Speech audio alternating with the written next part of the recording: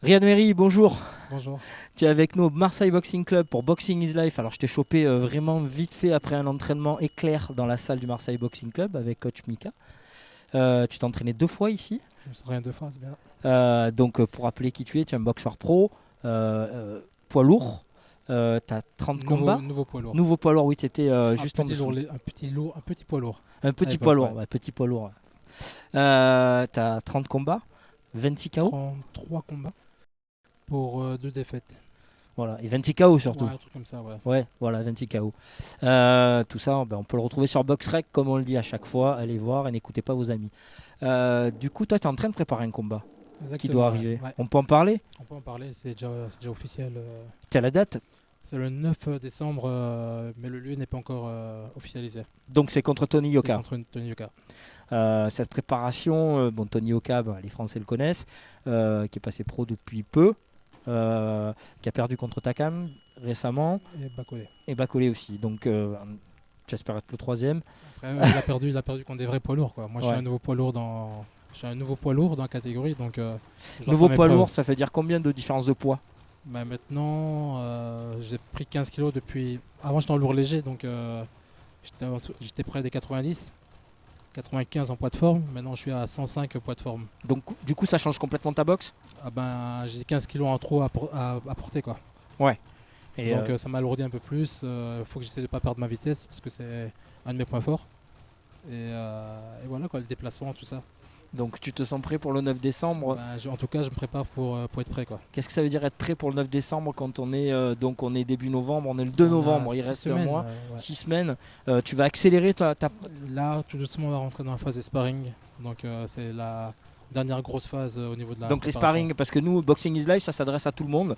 Et pas tout le monde ne sait exactement ce que c'est, mais en gros, c'est des combats de préparation. Exactement. Donc, le sparring, c'est quoi? Je tourne entre 3 et 4 semaines en sparring.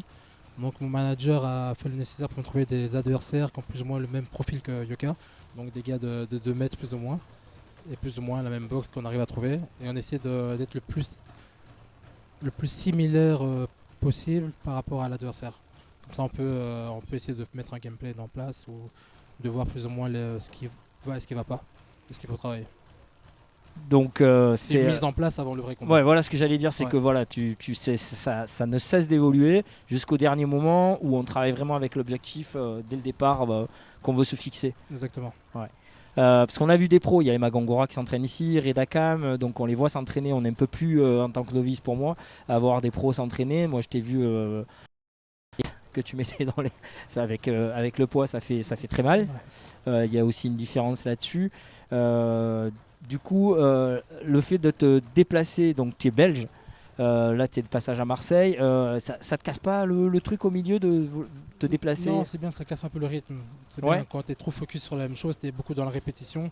Les entraînements, c'est quasiment la même chose à chaque fois. Donc, le fait de casser, j'ai cassé que 3 jours, quoi. Donc, ça n'a pas tué dans ma Là tu préparation. remontes en Belgique. Là, je remonte en Belgique et je reprends directement. On fait un clin d'œil à 12 en promotion, Ouais, évidemment, à Alain Van Anecker. exactement. Et, Qui est mon manager. voilà, donc c'est pour ça que le clin d'œil, il est appuyé. Il est souvent passé par ici et qui envoie beaucoup de boxeurs au Marseille Boxing Club. Je sais pas du coup comment toi dans ta tête t'abordes le combat en ayant, j'imagine, regardé les combats de Tony Yoka. Ça se prépare aussi comment tactiquement? Écoute, pour le moment, quand je cours, je regarde quelques vidéos de lui face à ses adversaires contre qui il a déjà boxé.